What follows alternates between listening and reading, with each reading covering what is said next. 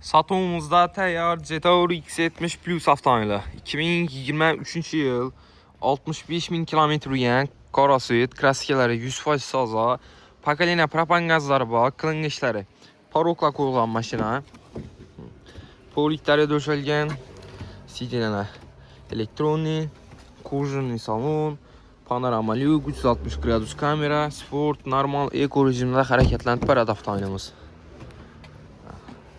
Salonlar ham toza turibdi. Propan gazları kuzovun tenostonov qilıngan.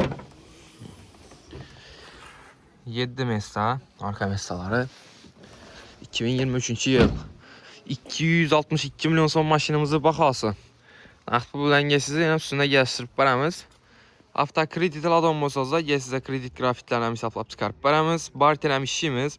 Barter maşınlarınız bolsa 2-dən üstündə pulunu gəzsək, barter qılamız dostlar. Gəlib xarid qıla bilərsiniz. Təyar Jetour X70 Plus avtomobili.